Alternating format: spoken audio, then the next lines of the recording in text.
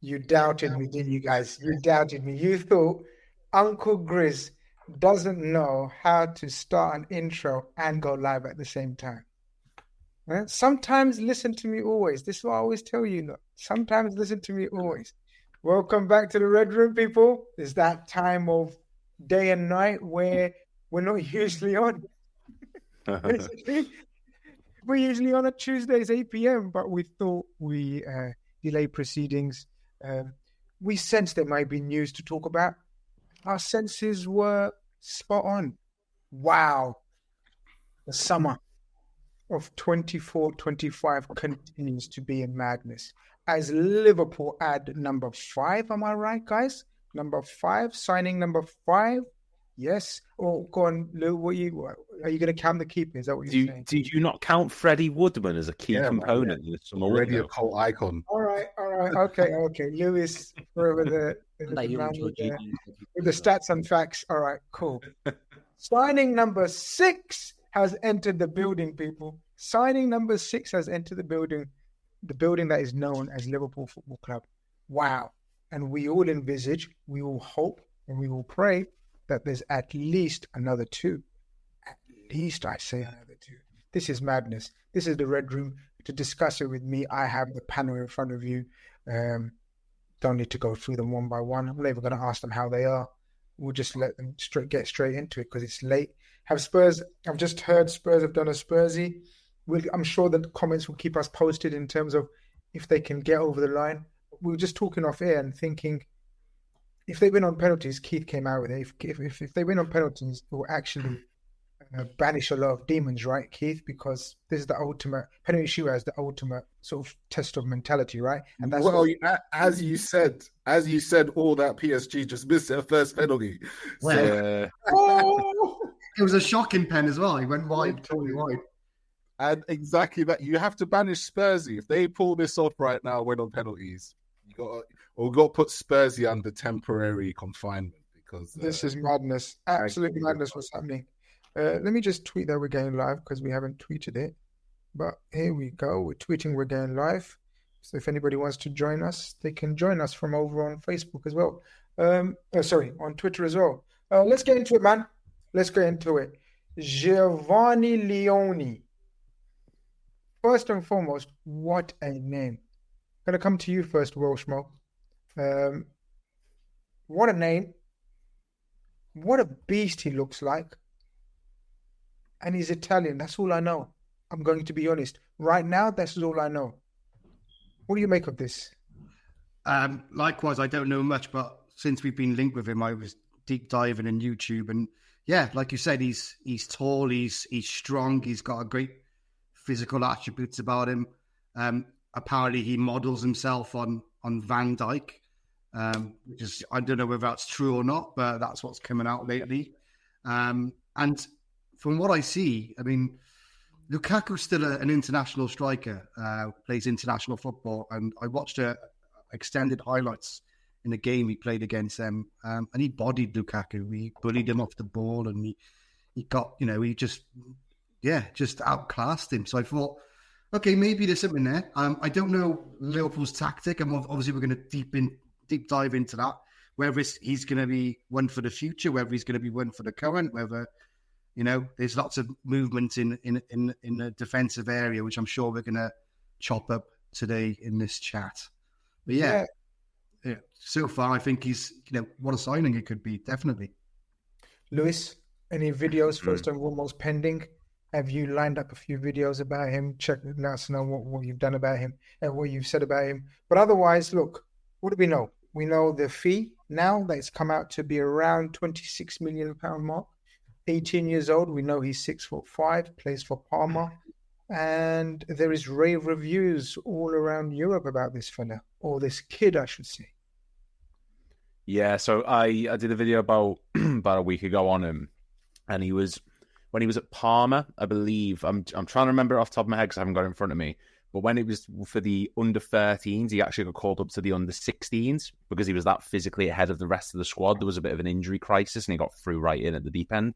And that's how he sort of paved the way for his career. He's been compared to Alessandro Bastoni, which is, high praise indeed. So he's an ambidextrous type of player. He's comfortable playing on the left and the right. He's left-footed and right-footed, 6'5". The only thing with him, he hasn't quite got the passing metrics to sort of back it up, but I believe last season in the Serie A, I've got it in front of me, he's in the top 16% for blocks, top 27% for clearances. He is literally your physical powerhouse who's going to get right on top of defenders, put a foot in. He's a defensive monster, and he's 18 years old, and he's already bigger than me, and I'm 28, so I cannot wait to see what this lad develops into. He feels like he's someone who, Mo is absolutely right, he based his career off of Van Dijk. That's who he idolized growing up. He watched the Premier League a lot when he was a young lad, so he is someone who has studied the game, and he's based his football around Van Dijk's sort of calm demeanour, his approach to games, which sees him not expend too much energy, his just positional sense is top quality, and yeah, in terms of players who are going to be good for the next 2, 3, 4, 5 years and onwards, there are a few better that we've got in Europe. And for the price that we've got him for, I know it's the under 18 international who has been getting touted with getting called up to the senior team in the next year or two. There's far worse signings we could be making this summer for that defensive reinforcement. Keith, I had one worry about the season going into the season. And I've mentioned this before as well in the first reincarnation of the Liverpool model, which was about the club. And I don't know if you remember Red Fella's episodes where we spoke about players that are naturally switched on defensively first. Remember, I made a point about even in the Liverpool club team, there was only Fabinho, Konate, Robertson, who I'd say were thinking defense first. Everyone else, even Virgil, and of course Trent, even Alisson would think attack. How do we transition quickly? Attack. It was vital we bring in someone, added to the fact that we've fixed the creativity and the pace and everything else with Frimpong, Kerkez, Wirtz, Kitike, and Isaac, hopefully as well.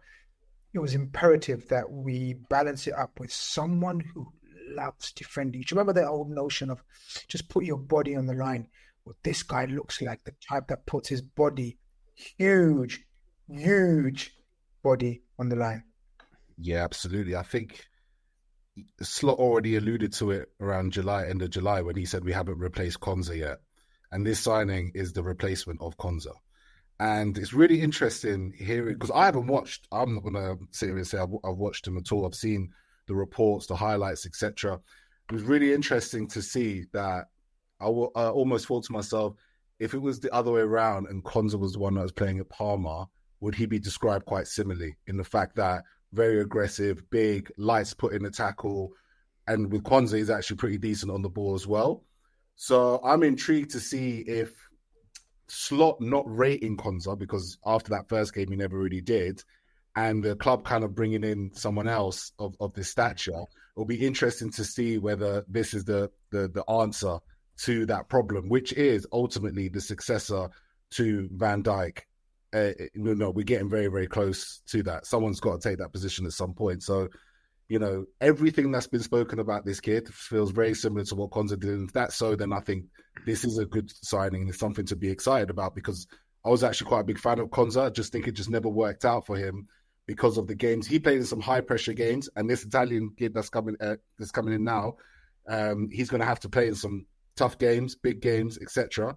I hope that he passes the mark, because I think one of the things that impacted Konza so much was that in certain big games he make mistakes, and it took him a while to recover from it because of his young age, as is Leoni right now with his young age. So that's where I'm at with this signing at the moment. I think he's, it's good that we found the Konza replacement and we've done it so swiftly. We didn't try and do what we did when we won the league last time and go into the season with 3 centre-backs.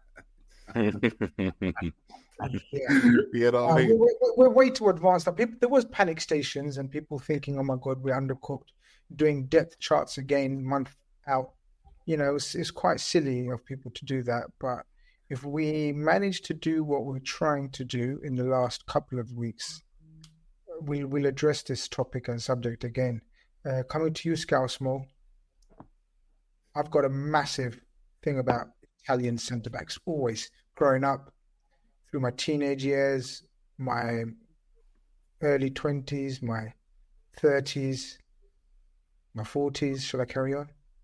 Carry on. I've always thought Italian centre-backs, like every race. How do I say this without being clipped up and called all sorts? I've got to keep it simple. Sometimes I say things and I regret it. Okay. Do you know what you say? Nationalities. Every nation. Every nationality. Yeah, every race. Yes, sorry, stupid. Yeah, nation in football. Every nation in football. Every nation has a special, or like, what's the word? What they're known for. An attribute about them. There's another word. Chat always helps me out. But you guys know where it's late today. It's late. It's been hot. It's late. I haven't got a hat on. So you know where I am when I ain't got a hat on. I'm lost, right? But every nation has a trait in their players that they're known for as a nation, right? And what are Italy known for? Defending. Yeah. And this guy comes across, Mo, as one of those. He really does. And as you mentioned, like, Italian heritage of defenders, there's so many that you can name. Like, where do you begin? Baresi from back in the day, you got Maldini, you got Nesta, you got Cannavaro. There's a huge list of players, but I'll caveat that by saying maybe over the last 5 to 8 years, there hasn't been that many great centre-backs from Italy. Obviously, apart from Thingy and Bastoni at the moment, he's probably the best one out there. But yeah, this lad looks interesting. As the rest of the lads have said, I haven't watched much of him playing for Parma. The sample size is very small as well. I think he's got like 30 career games, which is very small. So it's quite interesting. Like, obviously, Liverpool are willing to pay 26 million for him. So we must have seen something good from him in those 30 games. 6'5", 18, and he is a physical beast. The clips that I've seen of him from YouTube so far, this lad loves a slide tackle. He loves getting stuck in.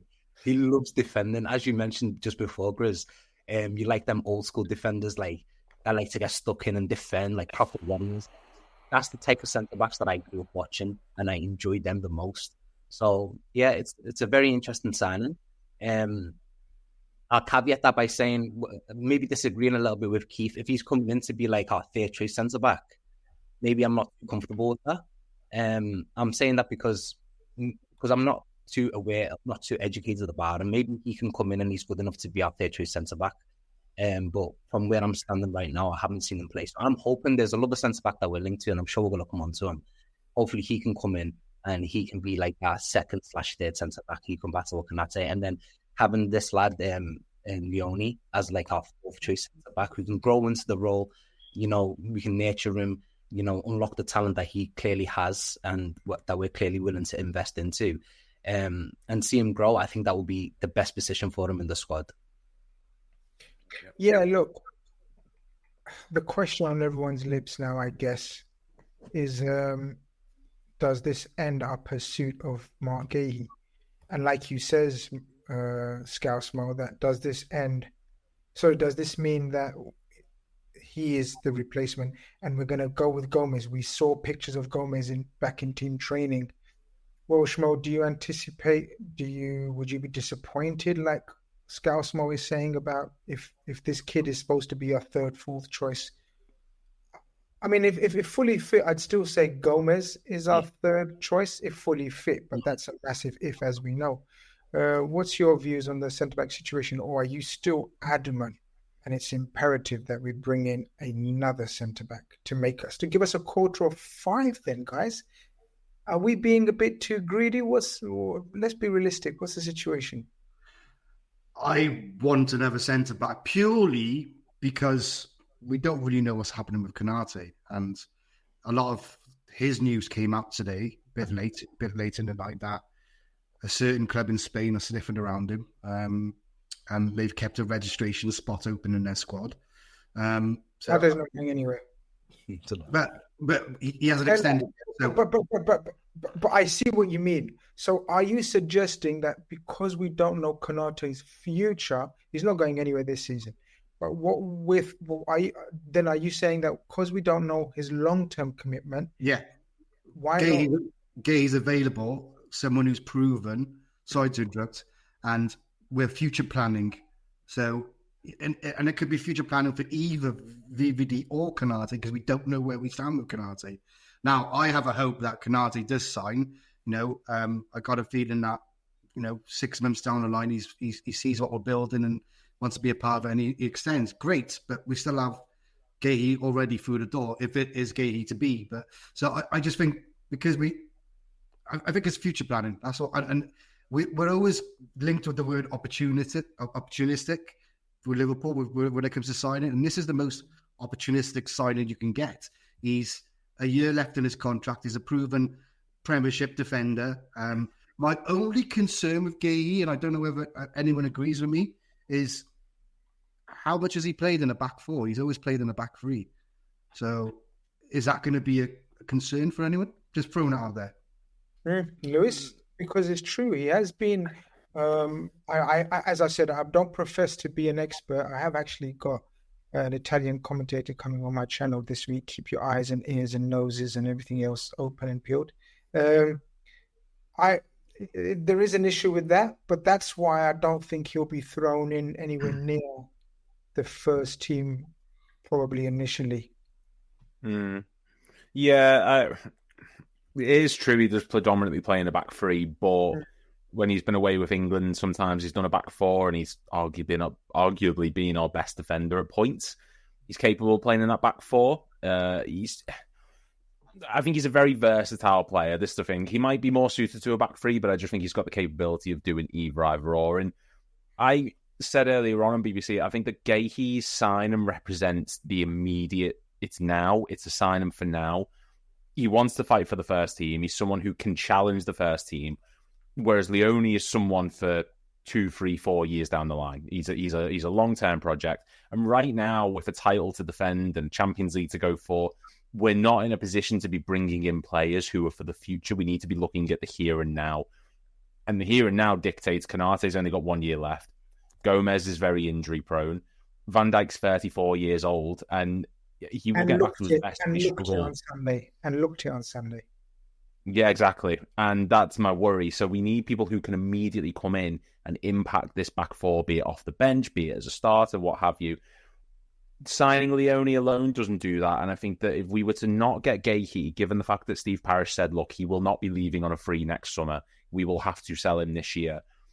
I 100% believe that we can break down Palace's stonewall defence on this and get him signed in the next few weeks. Because if we don't, putting our faith in Gomez staying fit and Konate staying fit bar last season and Leoni coming good and Endo being our third, fourth choice is a very big risk when we've got a Premier League title to defend. Agree. Yeah, Keith. I don't know what we do. Like, Gomez is going to be fit. I don't know. I don't know what the situation is going to be with him, because obviously the journalists have said we have no intention of loaning this kid out. So he is bought for the now to be involved in the first team. But that will give us 5 centre-backs. We have to count Joe Gomez in that, unfortunately or fortunately, wherever you look at it. Joe Gomez is still active, training again. But there's no harm in going in there with 4 centre-backs plus Joe Gomez, because Joe Gomez is literally just he's a spare part right now, right? Let's be honest. Yeah, but again, Grizz, when I was speaking earlier about like what would you go in the market for right now?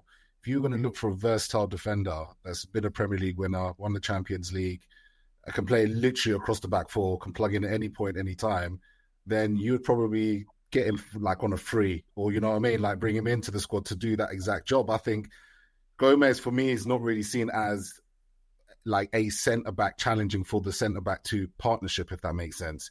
He comes across to me more as a player that's going to be filling in specific moments when needed, right? Either come in at right back and maybe go into a 5 when Slot wants to bring on an extra defender to protect the lead, which he's done a few times, bringing on extra defender, or fill in when injuries occur, right? Because, it's going to be a long old season. So I think Joe Gomez he's got a sweet deal at Liverpool, really, when you really deep it. He's his fitness is terrible. Bless him. You know what I mean? He's had so many bad injuries. So you're saying we've been loyal to him, like he's been loyal to us, but we've been loyal. Yeah, that's club loyalty right there. Really, you know what I mean? We've never told Gomez, like, he's been under what? He was under Brendan Rodgers, right? He's the oldest. Yeah, he's the only player. Yeah, so he's been under Brendan Rodgers, Jurgen Klopp, and Arne Slot. So 3 managers, 3 completely different, styles and mentalities, and he's managed to keep his seat in that dressing room the entire time, and it's with good reason, because he is versatile. When he gets a good run of games, he is still a very good player. There's a very good player in him. Just physically, he doesn't trust his own body, which can show, particularly in big games. And ultimately, unfortunately, he picks up things from time to time that sets him back. But it's a long old slog, isn't it, of a season? You know what I mean? 60, 65 games, potentially. There's going to be a lot more chances for Gomez. And just to, sum it up, really, he's not going to be challenging Guehi or Leoni for those centre-back positions at all. Really? It will be them two. Konate and Van Dijk, and that will be the main battle, I think, for a number 1 spot. Gomez, he'll be played where he can fit in. Yeah. Is that how you see it, Mo, as well? Scarlett Mo, is that how you see it as well? And we're comfortable with that, right? Look, we know Bradley is injury prone as well, unfortunately, even though he's young and he shouldn't be, not shouldn't be, but that's the way he's built, and apparently he's still growing. Jeremy Frimpong is our right back right now. Gomez is able deputy there as well. Like Keith says, he can be an auxiliary man, basically, right? Yeah, and you need them in your team. I completely agree with Keith. If he's like that 4th/5th/ defensive option, you can play, as Keith mentioned, fully across the board in defense. And he can even cover DM, to be honest, because we've seen him do that like 2 seasons ago. But hopefully we don't see that. That was horrible. Do you remember that happen? But worst case scenario. You know what I mean? But we don't want to see that happen. But yeah, he could cover that left back. He can cover that right back. As you mentioned, Conor Bradley's injured again, which is so frustrating, because I was hoping he could go into this, have a good preseason and then go into the season on fire. But unfortunately, he's injured again. So we need someone like Joe Gomez. And to be fair, if he wasn't injured this season, I think this season was probably the season that would sell him. But obviously, he's only just coming back from injury now. He had a long-term injury, then he got injured again during preseason. So the likelihood of even trying to get rid of him would be very slim. I like Joe Gomez. Everything that Keith mentioned, I agree with. The other centre-halves, I think with Guehi, I was watching your podcast earlier with Ben Jacobs, and I recommend everyone to go and watch that. Quick little plug there. I think the way he broke it down was very interesting in regards to Guehi, in terms of because I heard rumours that the personal terms were agreed. But then Ben Jacobs on your channel earlier on today mentioned that it's kind of 50-50 at the moment, which I found kind of interesting, because if you're Marc Guehi, would you, and obviously there's a World Cup coming up, and that's what he's got his focus on, and he's club captain of Crystal Palace, and obviously he's got huge respect for Crystal Palace. That's the team that's basically rescued him from Chelsea and gave him this opportunity that he has now. But he should have confidence in himself to think, I'm going to come to Liverpool and I'm going to take a place from Konate. That's the type of mentality that I want from that third choice centre back, and I'm hoping that is the type of mentality that he does have, because I do think he is very good enough to be in our starting 11, and he will get a lot of games playing with us, because we're going to have so many games next season. 38 in the 38 in the Premier League, and then hopefully we're looking at 8 in the Champions League, and hopefully a lot more in the Champions League. So there's going to be a lot of games, and we know what Konate's injury record's like. I feel like if Konate, touch wood, hopefully he doesn't, but if he does get injured and Guehi comes in, I think Konate's going to really struggle to take that shirt off him. And that will be his route into the team eventually. And yeah, I was impressed with Guehi the other day against Crystal Palace. I think I was watching him a little bit, had a closer eye on him in the Crystal Palace team. There's a few players that stood out to me in that Crystal Palace game, or the Crystal Palace players. But Guehi stood out to me in terms of people try and discount his physicality. I think he is quite physical. Yes. He's very strong. He's not an easy person to get past. He's fast, he's strong, he's good in the air as well. Even though he's not the tallest, he's still quite good in the air. And on the ball, he is magnificent. Honestly, on the ball, he's fantastic. He's so cool, calm and composed, and he always finds the right pass. So, yeah, that's the guy that I really want. I really hope Marc Guehi signs, and hopefully we will be able to persuade him to join us. Let's address the Marc Guehi situation then. Mo, Welshman, I'll come to you first. So what we know was Steve Parish, the Crystal Palace chairman, came out with basically in a nutshell saying we can't afford to let him go on a free. We have to sell him. We have to try to get him money. Then we heard the rumours about Ornstein and Joyce, who said Liverpool are advanced talks. Today, there's been a bit of a backtrack from all those tier one journalists, guys. It's not only Twitter ITKs that can get things wrong. Tier one journalists are now suddenly having a slight backtrack and saying, well, it's not as advanced as we thought. And there's some are saying, so this is where I'm confused. And as I said, go and check out my show on my channel, guys. Grizz Khan.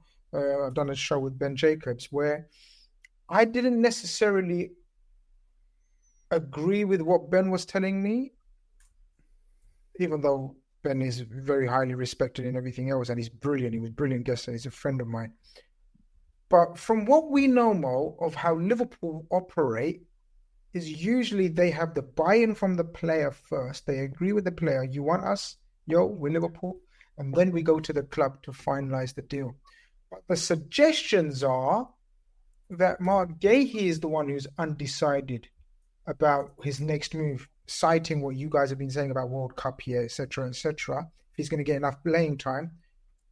But then Steve Parish, the chairman, said, no, we can't afford to let him go for free.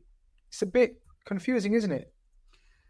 It is, and I just think this is going to stay between the two clubs for now until we, I think they're only drip feeding X amount of information to certain journals. So we don't really know what's going on. If I had to guess, if I was a guessing person, I'd like to think that I've read a couple of reports which I think are closer to the mark, or I'd like to think they are, is that we're just 5 odd million away from, a discrepancy of 5 odd million, And I think because Palace have a sell-on fee to Chelsea, I think Paris is trying to get as much as possible so he can benefit and put it back in the coffers for Crystal Palace to spend. I agree with everyone on the panel that they've said already. With Mo, I want a defender coming on board who thinks they can get into the first team and challenge and have that mentality. I also agree with Keith saying there's going to be plenty of games this season. And everyone's thinking he's going to rotate with Ibu. I think he's going to rotate a lot with VVD. Virg is going to be. We're going to have to manage his minutes. We can't expect Virgil to play every single game, and I think it showed on the weekend that I wouldn't say he's losing it. That's a bit too early to call, but I think we can manage his minutes if we can have someone like Guehi who's more than comfortable to play. Come on, play on that left-hand side of defence. His passing range is amazing, similar to Van Dijk, so we're not going to lose much of a difference there. So I think he will get games.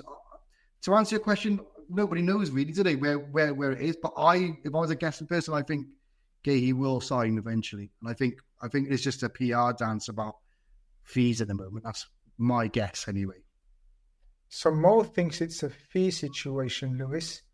But again, that's not what the journalists are suggesting. The journalists have today come out and said, Marc Guehi's undecided. Which one makes more sense to you now after reading all the reports and hearing all the news? What's your assessment of the situation? Because it is a bit I'm not going to lie, slightly confusing. Yeah, I mean, I've read things that say that he's not pushing for the move. If Palace offer him a new contract, he's happy to sign it or something along those lines. No. That's totally ruled out. He's definitely not extending at Palace. So that's ruled out. It's either he leaves on a free and doesn't, because he's not basically the line is he's not agitating for a move.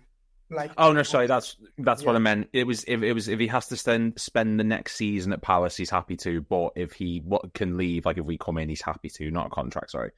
But yeah, it's a weird one because there's so many conflicting reports, and a lot of them are just going to be falsified to sort of it's transfer season. Like, you'll get clicks, you'll get views, blah blah blah.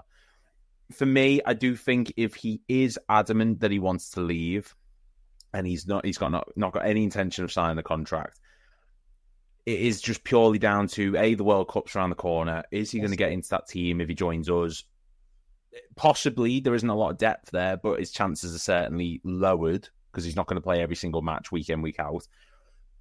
And also, I think the prospect of Palace being in Europe next season, while it's not the Champions League for the champions, of course, it's still a big thing to be a captain of a Crystal Palace team in Europe. That's not been done for ever, as far as I'm aware, or for a long time anyway. So, yeah, there is a lot of different factors into this. I'm not as confident that he does join. There is something about this that's just making me think, is it going to be this summer, or are we going to try and wait till next summer to get him on a free? Because we are, for all that we are spending money now, we are still a bit of a thrifty club in terms of the deals we can get done. And I think the prospect of Liverpool signing Leoni now, Slot's come out and said, look, Endo can play there, look, Robertson can play there, look, this and that can play there if we need to at centre-back.